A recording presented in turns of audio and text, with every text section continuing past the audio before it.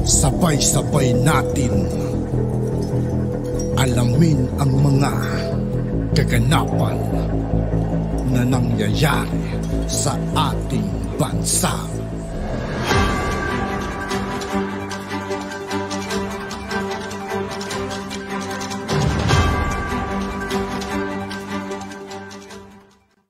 Yo, what's up mga kaibigan? This is I2K po again.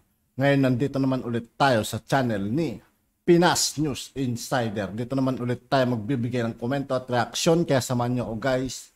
Let's go! Ang balita ngayon, viral ngayon sa mundo ng social media. Ang di umano'y balitang dating Pangulong Rodrigo Roa Duterte nagsalita na at deritsahang pinabulaanan ang mga pinapakalat na mga dilawan na sila raw ni Pangulong Bongbong Marcos ay may namumuong alitan. At ito raw ay isang malaking kasinungalingan. Nagbigay din ng pahayag ang dating Pangulo patungkol sa laging pag-alis ni Pangulong Bongbong Marcos sa labas ng bansa. Pero bago ang lahat, Sa lahat ng hindi pa nakasubscribe mga kaibigan kay Pinas News Insider, mag-subscribe na po tayo at huwag nyo rin pong kalimutan mag-subscribe dito sa aking channel.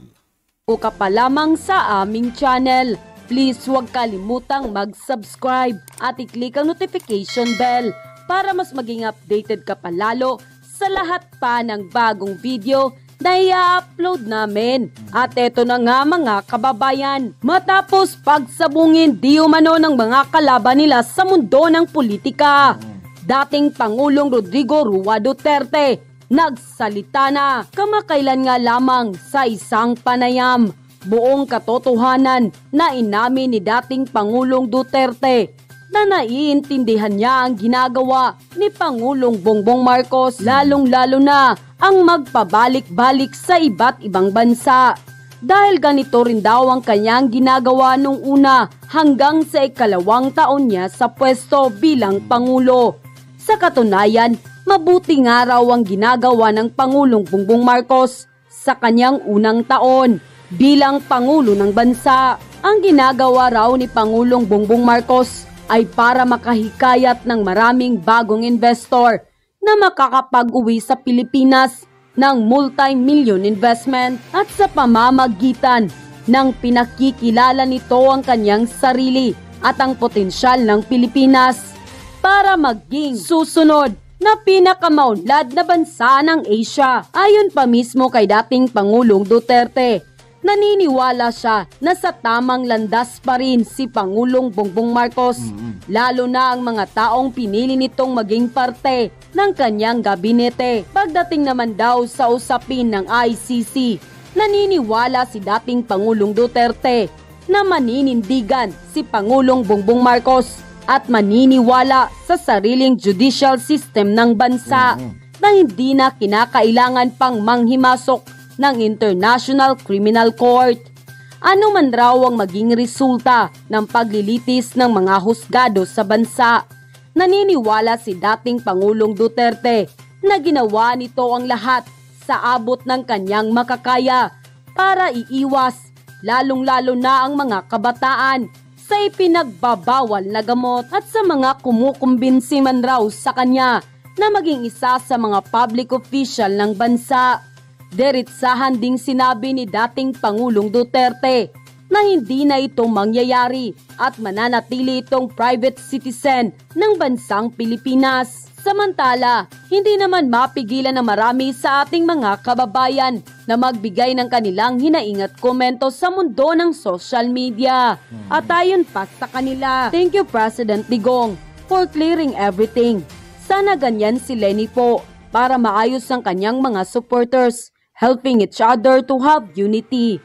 Thank you Lord and God bless. Marcos has his own priorities to travel outside the country, unlike Duterte, who had remained steadfastly committed to his political campaign to clear, clean, reorganize, and transform the bureaucratic image of the past administration into a public service domain.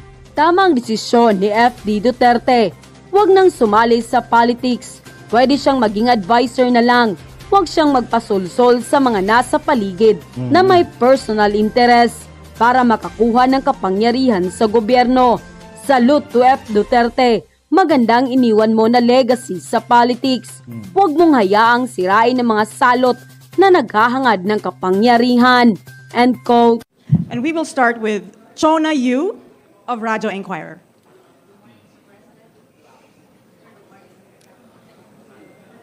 Sir, good morning. Ayan. Good morning. Sir, this is a milestone legislation as this is one of your commitments in your SONA last year. How important is this to farmers? We cannot overstate the importance of what we have done today, not only for the agrarian reform beneficiaries who have been waiting for some relief for a very, very long time. We have been talking about this for a decade, and that everyone seemed to agree that it was time for us to look very closely on the financial situation, not of the banks, not of the financing institutions, but of our farmers. And so it has been the general consensus that there is no reason for us to continue to chase the unpaid loans, the unpaid benefits that have ballooned over the many years. And so to wipe the slate clean and for our agrarian reform beneficiaries, there are two parts to this. Number one was the resolution of the actual titling of the so-called consolidated CLOAs. Having started to undertake that process, we then were able now to perfect the titles for our agrarian reform beneficiaries. But what would that do if bibigyan nga natin sila ng lupa, bibigyan natin sila ng tulong, nakalubog pa naman sa utang? Kaya hindi makakaahon yan, hindi na sila makabawi. Kaya let's give, after all, this is so important to our economy, it is so important to our survival as a country, that the agricultural sector is strong and that the agricultural sector is an important part. And that's what this does, because now we are recognizing and bringing into the whole system of our economy our agrarian reform beneficiaries, giving them not only a livelihood, giving their families hope for the future, but also the support that we in government and the rest of the country need for their agricultural hard work. Thank you, Mr. Thank you. President. Okay. Next, we have Alan Francisco of PTV4. Hi, Mr. President and gentlemen. Yeah, sir, may mga nakausap na po ako kanina na mga beneficiaryo from Region 3 and Region 4A. Hindi maitago po yung kanilang saya dahil after ilang dekada raw at least hawak na nila yung mismong title nila. Oo, sir, matuturing I guess na malaking bagay yung condonation sa mga agrarian lands.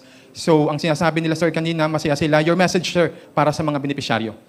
Well, yun na nga ang kaya natin ginawa ito. At maidagdag ko na hindi lamang naman ang pagbigay ng titulo ang ating ginawa. Hindi lamang yung pagkondon o pagbura ng kanilang utang sa pamahalaan, sa mga bangko. Kung hindi, ay gumagawa tayo ng malawak na programa para tuluyang susuportahan ang ating mga magsasaka. Hindi lamang nagbigay ng titulo, hindi lamang nag-condone ng kanilang utang, kung hindi, nandiyan pa rin ang agrarian reform upang tulungan ngayon sila na makatayo. At masasabi natin, may kaya na silang para patakbuhin ang kanilang hanap buhay at naipapakain nila yung kanilang mga pamilya at bukod pa doon ay nakakaroon pa ng pag-asa para sa kinabukasan.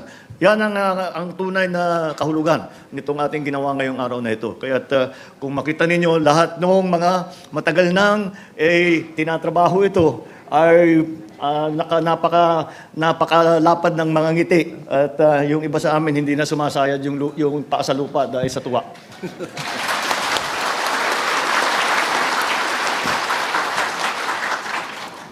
Thank you.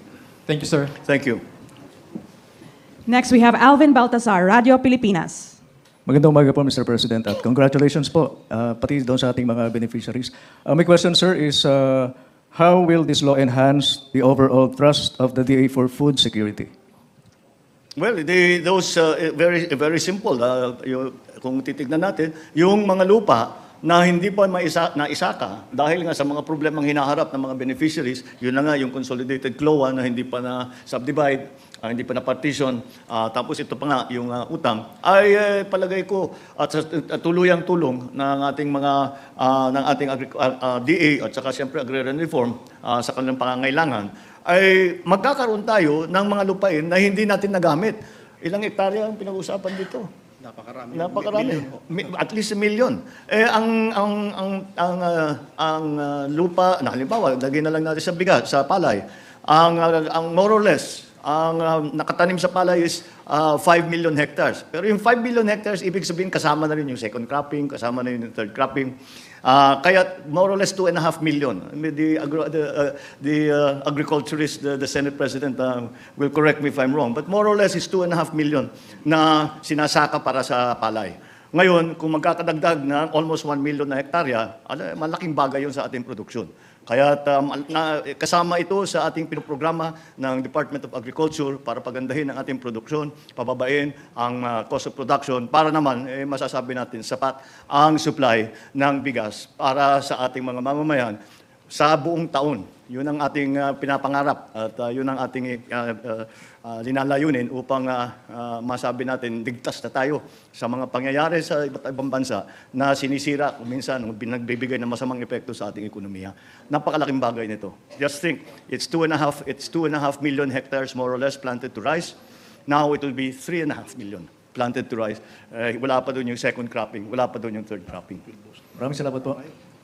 Thank you. We have a question for Secretary Estrella from Rex Remitio of CNN Philippines.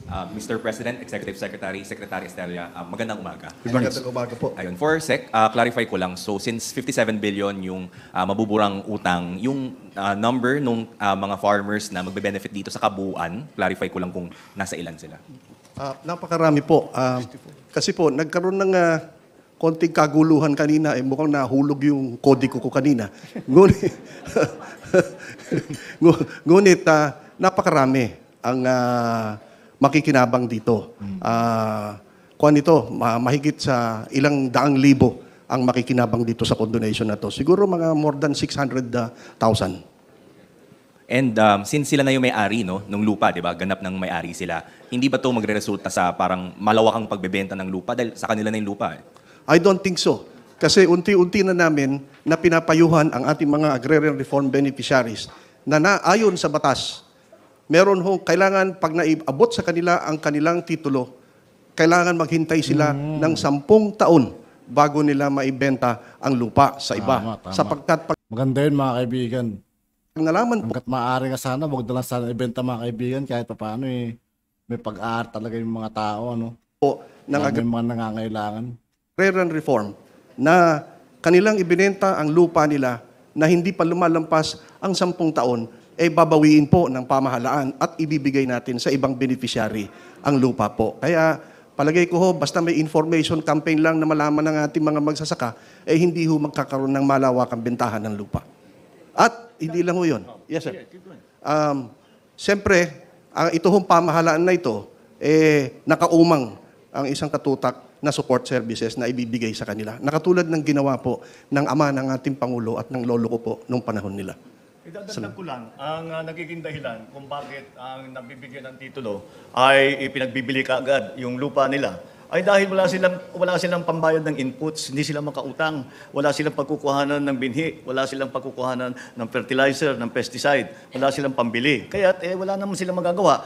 Kaya yung dati, yung mga nasubukan nung una, ay pinag-aralan nito ng mabuti at nakita natin yung naging karanasan ng mga ibang bansa. At nakita nga namin, pagka basta titulo lang ang binigay mo at wala nang ibang suporta, ay mangyayari talaga, wala naman, hindi naman nila maisaka, mangungutang na naman sila doon sa yung dating may-ari. Tapos di makabayad, tapos na-corner na naman, pinapakyaw na naman yung kanilang produkto, etc. etc. Kaya naman, yung nagiging sitwasyon ng ating mga beneficiary ay pagbili na lang natin para at least may pera tayo sa bulsa. Ngayon, kaya't sinama maliwanag na maliwanag at binibigyan ng halaga ang pagpatuloy ng suporta upang magkaroon ng pautang para sa ating mga beneficiary, upang may technical support. Meron tayong binibigay na pagkukuhanan ng binhi, pagkukuhanan ng mura-mura na fertilizer. Lahat yan ay ating ginagawa para maging matagumpay naman ang kanilang pagsaka ng kanilang bagong natituluhan lipa. At yun na nga mga kababayan, ano na? At yun nga po mga kaibigan, dito po nagtatapos ang ating reaction video. Muli ako po si I2K ng Sundalo ng Dunggalo at 811. Maraming salamat sa patuloy na pagsuporta. Yeah, peace out.